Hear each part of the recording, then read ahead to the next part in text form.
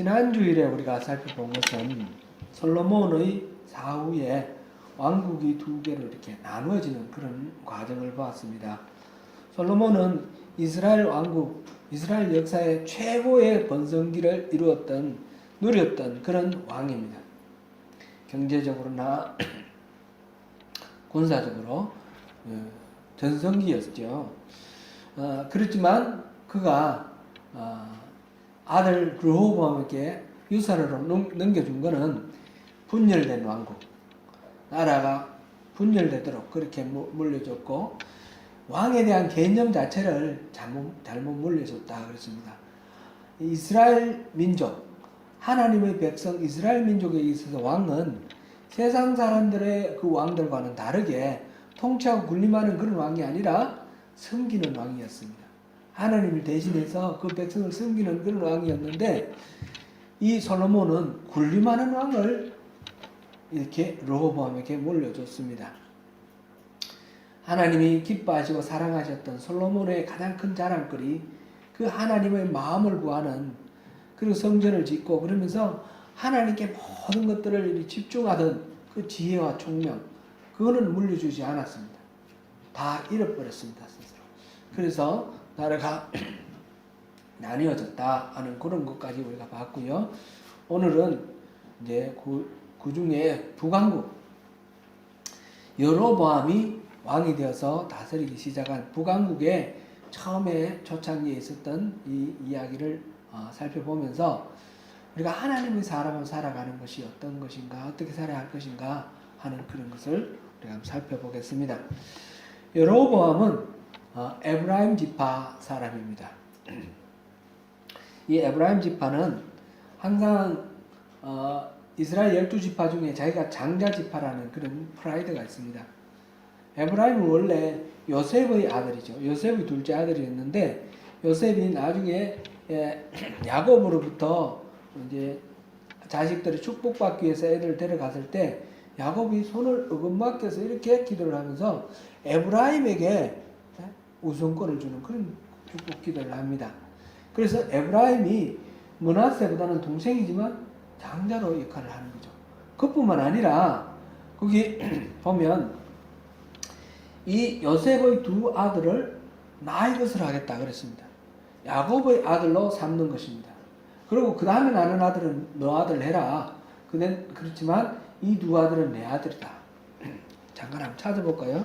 이거는 미리 제가 준비한 건 아니지만 이런 거는 한번 확인해보고 넘어가면 좋겠다는 생각이 듭니다. 48장, 창세기 48장 한번 찾아보겠습니다.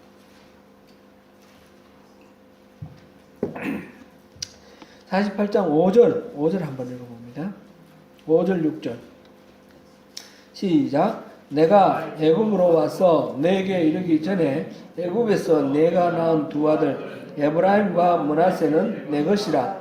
루벤과 시몬처럼 내 것이 될 것이요 이들 후의 내 소생은 내 것이 될 것이라. 그들의 유산은 그들의 형님 이름으로 함께 받으리라. 뭡니까? 손자 둘을 자기의 아들로 삼겠다. 곧 손자 둘을 양자로 입양하는 겁니다. 그래서 이스라엘의 12지파에 에브라임과 므낫세가 들어가 있습니다. 레위 지파는 제사장 지파로 빼놓고 나머지 12지파 그럴 때 이 에브라임과 므낫세가 들어갑니다. 그 중에서 에브라임이 장자인 겁니다. 자기 삼촌들보다 더 위인 거예요. 장자. 하나님은 이 야곱을 통해 축복을 할 때 유다에게는 이 홀을 주겠다. 왕권을 주겠다고 그렇게 말합니다. 유다 지파에게는 왕권을 주고 에브라임에게는 장자권을 주는 거예요. 그러니까 에브라임은 항상 역사적으로 쭉 보면 자기들이 장자 지파라고 해서 프라이드를 갖고 있습니다. 사사기 시대에도 계속해서 다른 지파 사람들이 이 민족을 물리치고 이렇게 하는 과정 속에서 왜 우리에게 의논하지 않았느냐 그런 식으로 계속 나오거든요. 기브온에게도 그랬고요. 그런데 이렇게 장자의 그 프라이드를 갖고 있던 에브라임 지파에 이 여로보암을 이 남북 왕국의 북왕국의 왕으로 삼는 겁니다. 여로보암이 탁월하게 어떤 능력이 있거나 여로보암이 귀해서 남달라서 그랬다기보다는 하나님께서 한 사람을 선택을 하는데 여로보암 지파에 한 사람을 선택했다, 이렇게 보는 것이 타당하겠습니다. 이 사람은 솔로몬 당시에 밀로성을 건축하고 다윗성을 수축하는데 감독자다, 그렇게 나와 있었는데, 밀로성과 다윗성, 이거는 전부 같이 예루살렘입니다.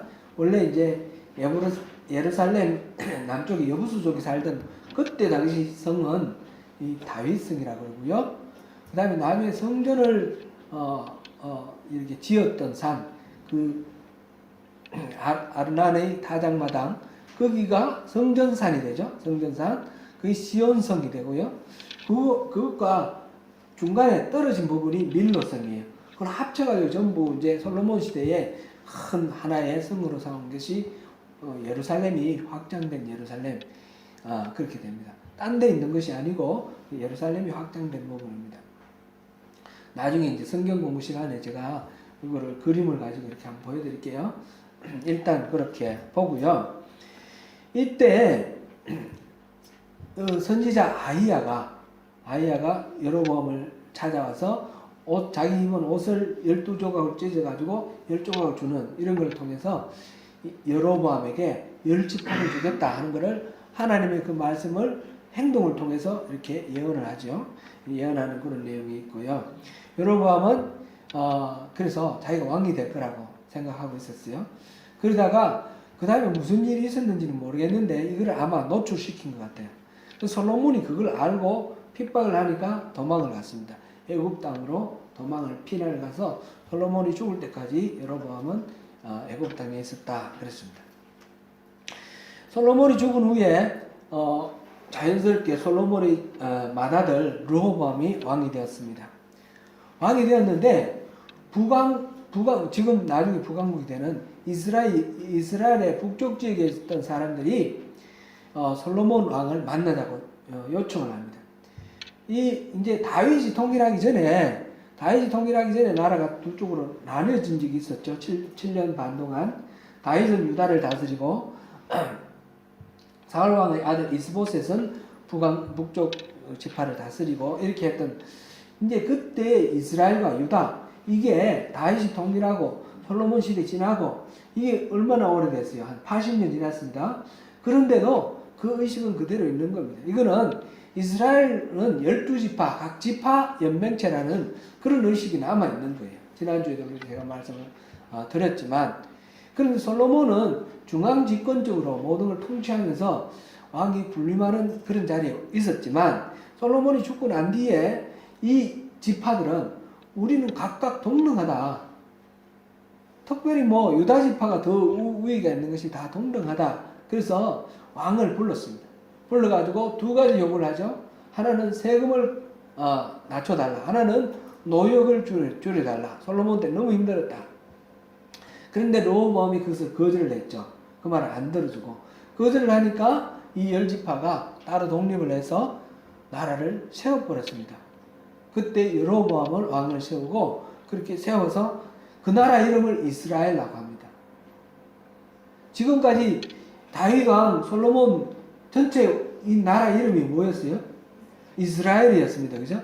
근데 이스라엘이었는데 이 10지파가 우리가 이스라엘이다. 그래 됐습니다. 그러니까 나라를 완전히 뺏겨버렸습니다. 르호보암은 다 뺏겼는데 다행히 유다 지파와 베냐민 지파가 같이 그쪽 이스라엘로 가담하지 않고 우리는 르호보암을 왕으로 계속 섬기겠다. 이래서 남아있었습니다. 그래서 이 나라는 유다라는 나라로 남아있습니다. 그래서 북왕국 이스라엘, 남왕국 유다, 이렇게 돼버린 거죠. 나라를 10지파. 그러니까 12분의 10을 빼앗긴 것입니다. 여로보암은 이제 왕이 되어서 세겜이라는 곳에 도읍을 정했습니다. 서울을 세겜으로 정했습니다. 세겜으로 정하고 그 다음에 또 분우아라는 곳에 또 성을 쌓고, 그래서 성벽을 쌓고 요새를 쌓고 이렇게 나라의 모양을 갖춥니다. 그와 동시에 이 여로보암에게 하나의 걱정이 있었습니다. 이스라엘 사람들은 세 번의 절기가 있죠. 대표적인 절기가 뭡니까? 유월절, 오순절, 칠칠절, 그 다음에 초막절 또는 수장절 이렇게 말하는 이스라엘 달력으로 1월달에 정월달에 6월절이 있어요. 그리고 3월달에 저기 77절이 있어요. 석 달 후에 4월달에 77절이 있고, 그 다음에 7월달에 수장절이 있어요. 수장절 초막절이 이렇게 있는데, 이스라엘 사람들은 이 세 번의 절기를 예루살렘에 가서 성전에서 제사 지내고 이렇게 순례를 하는 것이 전통이 되어 있습니다. 그렇게 되어 있으니까 여로보암이 생각할 때 이 백성들이 이 국경을 넘어서 유다로 가서 예루살렘에 가서 제사를 지내다가 거기에 머물러 버리거나 또는 남한국 유다편이 되어버리면 이게 나중에 이게 큰 문제가 생긴다 해서 백성들을 남쪽으로 못 내려가게, 예루살렘을 가지 못하도록 국경을 막아버렸습니다. 국경을 막아버리고 남쪽에는 베델, 북쪽에는 단 두 성읍을 선택해서 여기에 산당을 짓고 황금송아지를 만들어서 베델과 단에다 뒀습니다. 이 황금송아지는 출애굽기에 보면 이스라엘 백성들이 모세가 하나님의 그 성막 설계도를 받으러 올라가 있는 동안에 40일 동안 모세가 나타나지 않으니까 황금송아지를 만들었어요. 그리고 이 송아지가 바로 애굽에서 우리를 인도해낸 신이다, 여호와다, 이렇게 말을 했어요. 똑같이 지금 여로보암도 이 송아지를 만들어가 이게 바로 애굽에서 우리를 인도해낸 신이다 이렇게 해놓고 이 송아지에게 절하게 하는 거예요. 이 송아지를 경배하게 하는 거예요. 물론 송아지 자체를 하나님이라 하지는 않았습니다. 이 예루살렘의 성전에서 제사를 지내면서 성전 안에 하나님이 오신다라고 믿었던 것처럼, 그리고 예루살렘 성전에 보면 물두멍이 있잖아요. 물두멍에 보면 송아지 12마리가 이렇게 사방을 향해서 3마리씩 이렇게 있는데, 그것처럼 이 송아지라는 것은 하나님의 발등상 이렇게 생각한 것 같아요. 그런데 어쨌든 그 송아지 위에 하나님이 계신다니까 송아지를 섬기는 것이 하나님을 섬기는 것처럼 우상 숭배하게 되었습니다. 그와 동시에 레위 지파 아닌 사람을 제사장으로 세우고, 그와 동시에 또 이 절기 때 백성들이 내려가지 못하도록 절기를 날짜를 바꿔버렸어요. 7월 초막절에 있는 것을 8월 15일 날 이렇게 바꿔버렸습니다. 여로보암이 하나님을 섬기지 말고 금송아지를 섬기라, 금송아지가 하나님이다 이렇게 말하는 것은 아니지만, 금송아지를 이제 너희의 신 이렇게 부르는 것, 이거 애굽에서 인도해낸 너희의 신 이렇게 부르는 것을 통해서 결과적으로 우상을 숭배하도록 그렇게 했죠. 편의주의라는 말이 있죠. 편의주의. 이제 영어사전 찾아보니까 opportunism 이렇게 했는데, opportunism은 기회주의 이런 게 더 맞는 말이 같고, 편의주의는 convenientism 이런 게 있나요? 그런 말이 있나요? 편한 대로 하는 거, 편한 대로 해버리는 거. 어떤 일을 근본적으로 처리하지 않고 임시로 편한 대로 둘러 맞추는 그런 거를 편의주의라 그러는데, 이 여로보암이 지금 이 백성들을 빼앗기지 않기 위해서 하는 여러 가지 일들이 편의주의예요. 하나님을 섬긴다고 하는데 편의주의적으로 섬기는 겁니다. 한번 생각해 보십시오.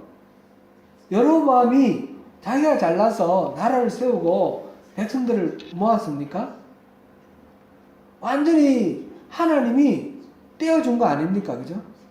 그러면 하나님이 떼어준 나라, 자기에게는 어떤 공로가 있어서 아니고 그냥 주어진 나라, 주어진 백성인데 하나님이 걷어가시면 하나님 걷어가시는 거고 하나님 맡겨주시면 하나님 맡겨주시는 거예요. 그런데 자기가 지켜야 되겠다.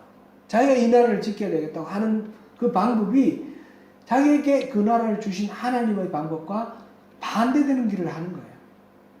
그래서 국경을 봉쇄하고 성전에 못 가게 만들고 황금 송아지를 만들고 산당을 만들고 제사장을 아무렇게나 세우고 절기도 바꿔버리고 이런 식으로 여로보암은 신앙을 하나님을 섬겼는데 편의주의적으로 자기 편한 대로 그렇게 하나님을 섬겨서 자기만 하나님께 범죄할 뿐만 아니라 이스라엘 10지파 모든 백성들이 하나님께 범죄하도록 만들어버리는 그런 나쁜 왕입니다.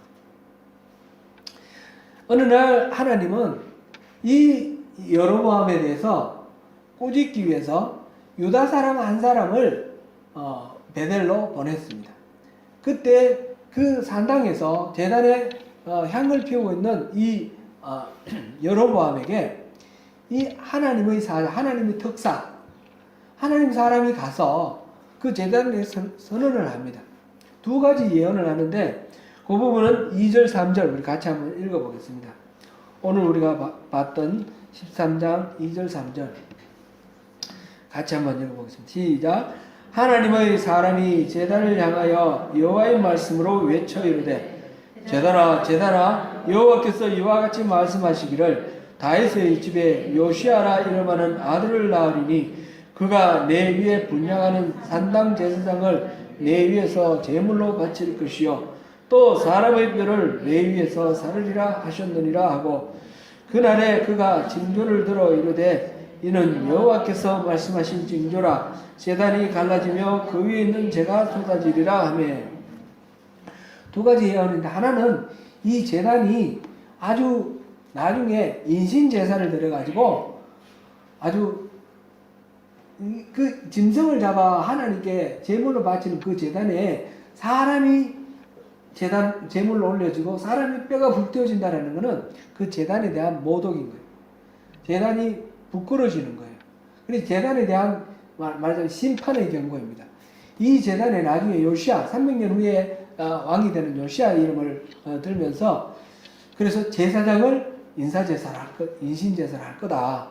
사람을 불태울 거다. 그렇게 말합니다. 제단에 대한 그 경고를 하고 그와 동시에 그것이 하나님의 말씀이라는 실질적인 증거로 그 다음에 지금 당장 일어날 징조를 보여주시는 거예요. 그것은 바로 제단이 깨어지고 재들이 쏟아지는 그런 것이 일어날 거다. 이렇게 선언을 했습니다. 이 하나님 사람, 유다에서 보낸 하나님 사람이 와서 그 제단에 선언하는 순간 이 여로보암이 저놈 잡아라 그랬는데 어떻게 됐나요? 손이 말라버렸다 그랬어요. 손이 말라서 거둘 수가 없었다 그랬어요. 이렇게 뻗은 상태에서 그대로 굳어버리고 말라버렸어요. 그래가지고 왕이 이거 참 하나님 보낸 사자가 맞구나라는 걸 깨닫고 즉시 하나님께 은혜 그리고 제단이 깨어지고 제가 쏟아졌죠. 그래서 여로보암이 이 하나님의 사람에게 이름 나와 있지 않아요. 문명의 선지자 이 하나님의 사람에게 너희 하나님께 너를 보내신 여호와 하나님께 은혜를 구해서 내 손이 낫게 해달라. 그래서 그 무명의 선지자가 기도를 하니까 나았습니다. 그러고는 왕이 우리 집에 가서 우리 먹고 마시고 좀 이렇게 내가 대접을 할 테니까 좀 쉬었다 가라. 그랬는데 이 무명의 선지자는 뭐라 그럽니까? 하나님이 절대로 가서 먹고 마시고 하는 것을 하지 말라 그랬고 왔던 길로 오지 말고 다른 길로 가라. 그렇게 말했기 때문에 왕이 말씀하셔도 내가 듣지 못합니다. 그러고는 길을 떠났습니다. 그때에 지금 우리가 이제 10절까지 읽었는데 오늘 우리가 사실은 34절까지 이 13장 전체 이야기를 우리가 살펴봐야 됩니다. 그 다음부터 11절에 나오는 이야기들부터 보면 베델에 한 늙은 선지자가 있었다 그랬습니다. 그 늙은 선지자가 아들로부터 이 소문을 들었습니다. 어떤 유다에서 온 한 선지자가 제단에서 어떻게 했고 왕이 말리다가 어떻게 됐고 이런 이야기를 다 듣고 어디로 갔는지 물어보고 즉시 따라갑니다. 따라가서 그 선지자를 만나가지고 하나님의 사람을 만나서 그에게 우리 집 와서 좀 쉬었다 가라. 내가 대접할 테니까 음식 대접하고 할 테니까 좀 쉬었다 가라 그랬어요. 그러니까 이 하나님의 사람이 뭐라고 그랬습니까? 하나님께서 나에게 절대로 가서 먹거나 마시거나 하지 말라고 하셨고 오던 길로 가지 말고 다른 길로 가라 하셨습니다. 그랬더니 이 늙은 선지자는 뭐라고 그럽니까? 나도 너와 똑같이 선지자다. 내가 천사로부터 하나님 말씀 들었다. 하나님이 나더러 가서 너를 잘 대접하라고 그러시더라. 그 얘기를 하고는 이 젊은 선지자를 데리고 와서 집에 가서 먹고 마시게 했어요. 한참 그렇게 대접을 하는 중에 하나님의 영이 이 늙은 선지자에게 임했어요. 이 늙은 선지자가 이 유다에서 온 그 하나님 사람에게 너는 왜 하나님 말씀 안 듣냐? 하나님 널 먹지 말고 마시지 말고 오던 길로 가지 말라 했잖냐? 그렇게 막 질책을 합니다. 그 말을 듣고 이 젊은 이 하나님 사람은 이제 길을 떠났죠. 길을 떠나다가 사자에게 물려 죽습니다. 사자는 그 사람을 잡아먹지도 않고 이 사람이 타고 갔던 나귀도 건드리지 않고 그 옆에 가만히 서 있습니다. 지나가던 나그네들이 보고 와서 전합니다. 그러니까 이 사자는 배가 고파서 먹으려고 공격한 것이 아니라 하나님이 그렇게 시키셨다는 거죠. 자, 이게 13장 끝까지 나오는 이야기인데 하나님의 사람, 오늘 제가 이 성경 제목을 설교 제목을 하나님의 특사 그랬는데 하나님이 특별히 보낸 메신저죠. 이 사람이 이렇게 당한 일이 참 복잡하고 어렵습니다. 그는 왕 앞에 가서 담대히 그 제단을 저주하는 하나님 말씀을 선포했습니다. 왕이 세웠고 그곳에서 지금 제사 지내는 중에 그거를 저주하는 말을 했는데 지금 왕한테 잡혀서 죽을 수도 있는 겁니다. 목숨을 걸고 담대히 하나님 말씀을 전했습니다. 하나님은 말씀하라고 하셨으니까 담대히 그 말씀을 전했는데 무슨 일이 일어날지 몰랐는데 다행히 제단이 깨어지고 죄가 쏟아지며 왕의 손이 말라서 왕이 그를 해치지 못했습니다. 그래가지고 하나님 말씀하신 대로 왕이 대접하는 것도 사양하고 물리치고 자기는 자기 길로 떠났습니다. 하나님의 그 말씀대로 최선을 다해서 잘 섬기려고 하는 하나님의 그 사명자로서 이런 모습을 보였습니다. 그러나 늙은 선지자의 그 거짓말에 속아서 그냥 하나님의 명령을 어기고 사자에게 물려 죽는 그런 비극의 주인공이 되었습니다. 인간적으로 참 딱한 일이 아닐 수가 없습니다. 늙은 선지자가 자기도 하나님의 선지자라 그리고 하나님이 이 늙은 선지자에게 이 하나님의 사람, 이 젊은 이 무명의 선지자를 섬기라고 말했다고 하니까 하나님 사람이 그렇게 말하니까 그 말을 들은 겁니다. 그랬는데 그것이 결과적으로 하나님이 원래 말씀하실 것을 명령을 어긴 결과가 되었습니다. 우리가 충분히 다는 알 수가 없지만 이 문맥을 이렇게 볼 때 이 하나님 사람은 자기 목숨을 걸고 왕 앞에서 담대하게 하나님 말씀을 전했고 하나님 뜻대로 이렇게 돌아갔지만 이 늙은 선지자가 와서 내가 너를 대접할게 하나님 그렇게 말씀하셨다라고 할 때 그 말에 어쩌면 그 마음속에 대접받기를 원했던 것이 있지 않았을까 우리 충분히 짐작할 수 있습니다. 난 이렇게 하나님의 말씀을 담대하게 전했습니다. 누군가 알아주기를 원했는데 다른 선지자, 하나님이 사람이라 하는 사람이 하나님이 알아주셨다라고 말하니까 그게 마음에 그냥 솔깃했던 거죠. 이 사람의 마음속에 하나님의 어떤 사명이라 할지라도 그것을 우리가 수행을 할 때에 우리 마음속에 나는 이 정도야. 하나님 뜻이 이 정도로 내가 잘 따르는 사람이야. 이런 마음이 들어가면, 그런 마음, 스스로 높아지려고 하는 마음이 들어가면 얼마나 쉽게 유혹에 넘어지고 얼마나 잘못되기 쉬운가 하는 것을 우리 여기서 볼 수가 있습니다. 사랑하는 성도 여러분, 하나님의 뜻을 받드는 사명자는 처음이 좋아야 하고 끝까지 좋아야 합니다. 하나님이 세우신 왕, 사울 왕이 처음에 얼마나 하나님이 귀히 여기시는 겸손하고 충실한 그런 왕이었습니까? 그런데 마지막에 그도 훌륭한 왕이 되려고 했고, 나중에는 점쟁이에게 찾아가는, 하나님께 묻지 않고 점쟁이를 찾아가는 그런 잘 걸었던 길로 갔습니다. 솔로몬 왕은 어땠습니까? 하나님이 너무너무 귀하게 여기시는 좋은 왕이었지만 마지막에는 우상을 숭배하고 하나님으로부터 2번이나 경고받고도 하나님 말씀 따르지 않고 제 나름대로 우기고 나가서 버림받은 그런 왕이 되었습니다. 처음에 하나님께서 부르실 때 우리가 순전하게 바르게 반응하는 것, 그것만이 중요한 것이 아니라 끝까지 하나님 뜻대로 순종하며 살아가는 것이 중요한 것입니다. 시작과 끝이 동일해야 합니다. 그것이 아무리 사소해 보이는 것이라도 끝까지 그것을 붙들고 하나님의 뜻을 붙들어야지 올바른 하나님의 사명자가 될 수 있습니다. 이를 위해서는 하나님 뜻을 분별하는 분별력이 있어야 됩니다. 누가 무슨 말을 하고 내 앞에 닥치는 상황이 어떻게 변화되고 이 모든 상황 속에서 바르게 분별하는 분별력이 있어야 됩니다. 그래서 우리는 끊임없이 하나님께 분별력을 구해야 됩니다.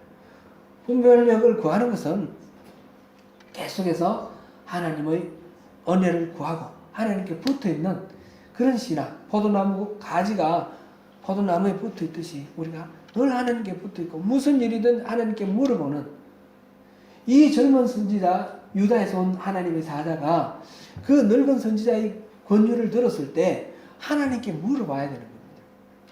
물어보지 않고 그 말만 듣고 따라가 버리는 것. 어쩌면 자기 마음속에 그런 것을 기대했던, 알아주기를 기대했고 바랐던 그 마음이 있었을 것입니다. 그렇기 때문에 쉽게 하나님께 물어보지 않고 따라가기 때문에 속았던 것입니다. 하나님께서 이 사람에게 주신 그 명령은 정말 준엄한 명령입니다. 북왕국이 앞으로 계속해서 하나님의 그 가르침에서 벗어났기 때문에 그 여로보암 왕이 만든 그 제단은 결국에는 이신제사로까지 갈 그런 타락한 제단이 될 거라는 것을 선고하는 것이며, 그것을 보이는 하나의 징조로 그 제단이 그 자리에서 깨어지게 만들었습니다. 그런 준엄한 하나님의 말씀 선포할 때에 목숨을 걸고 나갔습니다. 그 말씀을 전하는 것이 결코 쉽지 않다는 걸 알고 목숨을 걸고 담대히 나가서 왕 앞에서 그것을 전했습니다. 그렇게 했으면 그 다음에 하나님 말씀, 어쩌면 사소하게 보이는 먹지도 말고 마시지도 말고 왔던 길로 가지도 말고 하는 이 말씀도 이것도 하나님 주신 말씀인데, 그것과 정반대되는 이 늙은 선지자의 이야기를 듣고 이 하나님 말씀에 대해서 하나님께 여쭤봐야 되지 않겠습니까? 그냥 이거는 이 말씀만 듣고 그냥 따라가 버린 겁니다. 준엄하신 하나님 말씀 앞에 준엄하게 응답했다면 마찬가지로 사소해 보이는 하나님 말씀에도 준엄하게 응답을 해야 되는 것입니다. 사기당하는 사람은 그만큼 욕심이 있어서 사기당한다, 그런 말이 있습니다. 사기꾼이 무슨 말을 할 때 그게 그 욕심이 없으면 그게 넘어가지 않을 것입니다. 물론 이제 보면 요즘 보이스톡이라든지 예전에 보면 시골 사람 서울 올라가서 네다바이라는 게 있잖아요. 물건 잠깐 이거 맡겨주고 뭐 어쩌고 하면서 이렇게 갖고 가버리는 도우려고 하는 사람, 선한 의도를 이용한 그런 사기꾼들도 있어요. 그런 사기꾼들도 있지만 대부분의 사기꾼, 큰 사기꾼들은 다 보면 상대방의 마음속에 있는 욕심을 이용하는 거예요. 그래서 정상적으로 해서는 일어나지 않을 일, 내 말만 들으면 이거 일어난다 해서 솔깃하게 만들어서 그렇게 사기치는 거예요. 사기당한 사람에게는 욕심의 책임이 있는 거죠. 지금 여기 이 하나님의 사람에게도 그 욕심이 있어서 유혹에 넘어가지 않았나. 우리가 보아야 할 것입니다. 오늘 살펴본 본문을 중심으로 열왕기상 13장에는 3명의 주인공이 나옵니다. 오늘 제가 좀 길었네요.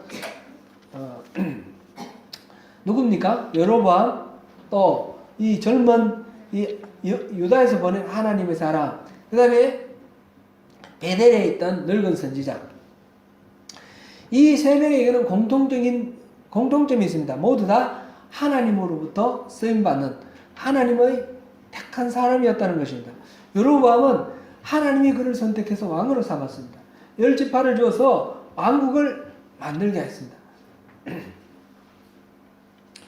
그렇게 한 여로보암, 그 다음에 이 하나님의 사람은 두말할 것도 없죠. 하나님의 메시지를 전하기 위해서 간 메신저였죠.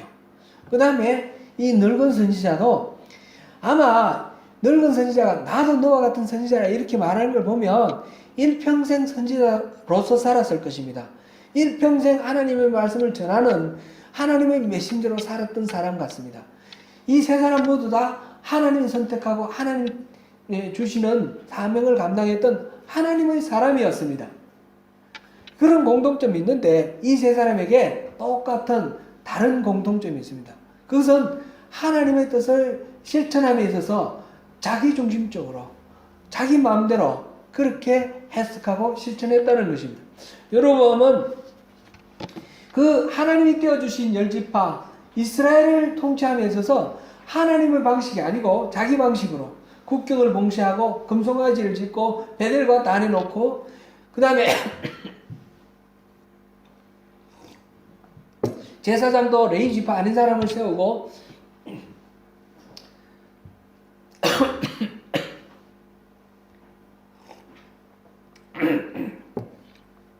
절기도 날짜를 바꾸고 그렇게 했죠. 이 하나님의 사람, 이 경우도 한번 보겠습니다.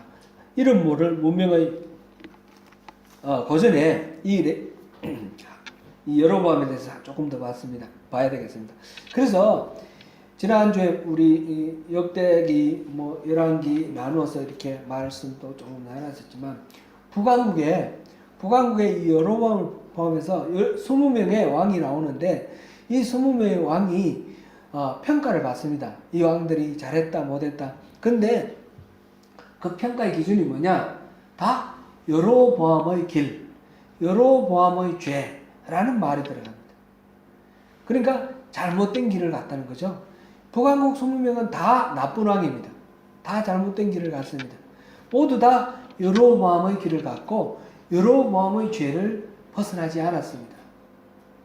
그리고 여로보암은 결국 자기만 잘못한 것이 아니라 북왕국 20명의 왕들의 잘못된 길로 인도했고 이스라엘 전체 백성들을 우상을 숭배하는 잘못된 그런 길로 인도한 사람이 되었습니다. 이름 모를 무명의 선지자, 유다에서 온 하나님의 사람은 이 사람도 그렇습니다. 하나님 말씀을 잘 순종하였지만 온전히 순종하지 못하고 늙은 선지자의 말을 하나님께 물어보지 않고 자기 판단대로 그렇게 해석하고 그렇게 따라갔습니다. 늙은 선지자도 그렇습니다. 하나님의 사람에 대한 이야기를 듣고 즉시 그를 찾으러 났습니다. 그리고 대접합니다. 심지어는 사양하는 하나님의 사람에게 나도 그대와 같은 선지자다 라고 말하면서 천사가 내게 말했다고, 내가 너를 대접하라고 그렇게 하나님께서 내게 명령했다, 이렇게 거짓말까지 하면서 그 선지자를 대접합니다. 이 늙은 선지자의 마음속에 이 유다에서 온 젊은 선지자, 이 하나님의 사람을 유혹해서 타락시켜야 되겠다, 이런 마음이 있었을까요? 아마도 아닐 겁니다. 틀림없이 아닐 겁니다. 그보다는 여로보암의 잘못된 길을 준엄하게 질책하시는 하나님의 메신저로서 하나님의 메시지를 담대히 전하는 이 젊은 선지자를 칭찬하고 격려하고 싶었을 것입니다. 그래서 찾아가서 붙들고 우리 집에 와서 좀 내가 대접할 테니까 좀 먹고 마시고 좀 쉬었다 가라 이렇게 말을 하는데 이 사람이 하나님이 하지 말라고 하셨습니다. 그러니까 억지로 자기 집에 데리고 갈 욕심으로 거짓말을 한 거죠. 하나님 내게 말씀하셨더라고. 그걸 거짓말을 한 거죠. 선한 의도로 시작한 일이지만 결과적으로는 어떻게 됐습니까? 그가 사자에게 물려 죽는 말하는 비극적인 결말을 맺게 만드는 그 사람이 되었습니다. 선을 행한다고 해서 우리 살아가면서 선을 행한다고 하면서 다 좋은 것이 아닙니다. 우리가 생각하는 선이 최선이 아니라는 것입니다. 그 의도가 순수해야 되고 그 선이라는 기준이 하나님의 잣대에 맞아야 되는 것입니다. 내가 누구에게 착하게 행동하는 것, 그것으로 인해서 내가 누군가를 베푸는 사람이다라는 그런 자기 만족을 얻고자 한다든지 아니면 다른 사람들로부터 인정받고자 하는 그런 마음이 있다면 그런 것은 선행이 안 되는 것입니다.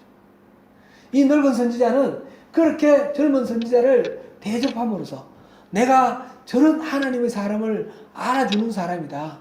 내가 진짜 나도 참 선지자다. 이런 인정을 받고 싶은 그런 마음이 있지 않았을까요? 그를 순전하게 잘 대접하려고 하는 마음과 또 자기도 대접받고자 하는 마음이 숨어 있었을 것입니다. 어쨌든 동기가 순수해야 함과 아울러서 항상 하나님의 기준에 맞춰 보아야 되는 것입니다. 사랑하는 성도 여러분, 우리가 하나님의 택하심을 받고 부르심을 받은 하나님의 사람으로 살아가는 일은 참으로 은혜 중에 은혜입니다. 그러나 우리가 하나님의 뜻대로 산다고 할 때 우리는 참으로 깨어 있어야 합니다. 하나님의 뜻이 우리의 뜻에 의해 구부러지거나 또는 더럽혀지는 그런 일이 없도록 순수하게 지키기 위해서 우리는 끊임없이 분투하며 싸워야 합니다.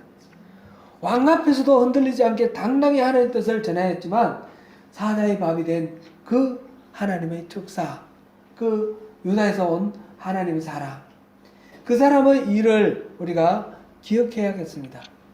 오늘도 우리 주님의 사명을 우리가 감당해 나갈 때에 끝까지 마지막까지 충성하기로 결단하고 승리하시는 저와 여러분 되시기를 축원합니다. 기도하겠습니다.